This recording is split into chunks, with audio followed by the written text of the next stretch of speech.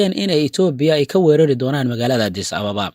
Saraakiil ka tirsan wasaaradda gaashaandhigga oo arrintan xog ogaal u ayaa sheegay in 3 markab oo dagaal oo fadhigeedu yahay bariga dhexe oo lagu kala magacaabay US Akis, USS Portland iyo US Pearl Harbor in la geliyo heegan sare iyo inay diyaar u noqdaan xilli walba inay caawiyaan safaaradda Mareykanka ee magaalada Addis Ababa haddii dhibaato la soo gudboonaato iyo sidii ay u bixin lahaayeen taageerada daadguraynta haddii taasi lama huraan ay noqoto. Maalmo ka hor aqalka cad ee dalka Mareykanka ayaa kula taliya dadka Ameerikaanka inay sida ugu dhaqsiyaha badan ay isaga baxaan magaalada Addis Ababa iyo guud ahaan dalka Ethiopia iyadoo ay sii kordhayaan walaaca laga qabo colaadaha hubeysan ee ka jira gobolada waqooyi ee dalka Ethiopia.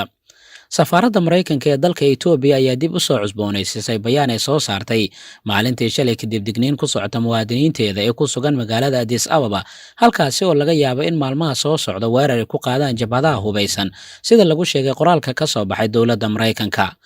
Ma jiro wax qorshe oo lagu duulinayo ciidamada Mareykanka gudaha dalka Ethiopia si loo daadgureeyo muwaadiniinteena sida Afghanistan oo kale taas oo ay xaalad gaar ah sababo badan oo jira awgeed sidaasi waxa laga soo xigtay sargaal ka tirsan wasaaradda arrimaha dibadda ee dowladda Mareykanka oo la hadlay warbaahinta. Waxaa kale oo uu shaacu ka qaaday in muwaadiniinta Mareykanka waajib ay ku tahay inay si iskooda isaga baxaan gudaha dalka Ethiopia.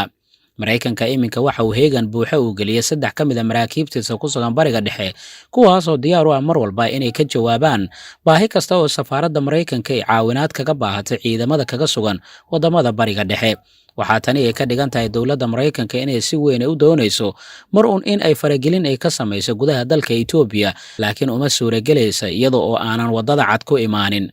Mareykanka si dadban ayuu u taageerayaa xogaga ka soo horjeeda Abiy Ahmed waxaana warbaahintooda mar walba ay boonbooninayaan guulaha jabhadda TPLF ay gaarayaan iyo suuragalnimada in lagu duulo Addis Ababa iyadoo dadka deegaanka ee magaalada Addis Ababa ku sugan ay noo sheegayaan in xaaladda xitaa aanay u muuqan goob dagaal uu ka socdo gudaha dalka Ethiopia gaar ahaan Addis Ababa marka la eego. Haddii aad ku sugan tahay Addis Ababa fadlan qaybta hoose aragtidaadii noogu reeb mahadsanid. Dhinaca kalena dowladda Mareykanka waxay shaaci ka qaadeen in cabsi xooggan ay ka qabaan in weeraro kala duwan ay ka dhacaan magaalada Addis Ababa ee caasimadda dalka Ethiopia. Dowladda Mareykanka ayaa sii wada cadaadiska ay ku hayso dowladda Ethiopia sidii ay u yeeli lahaayeen damacooda ku wajahan gobolkaasi waxaana hadda ay tabisay cabsida ay ka qabto weeraro ka dhaca gudaha magaalada Addis Ababa. Ma aha kuwa mucaaradka ah waa kuwa argagixiso ah sida ay sheegeen. 48 saac la soo dhaafay Mareykanka waa markii afraad oo hadallo cabsi gelin ah ay ka tabiyaan gudaha dalka Ethiopia. Mar waxay ahaayeen saaxiibada ugu horeysa ee gobolka marka la eego guud ahaan Ethiopia laakiin hadda Mareykanka wuxuu u muuqanayaa inuu si weyn uu kaga soo horjeedo dhaqdhaqaaqyada iyo qaabka uu wax u wado ra'iisul wasaaraha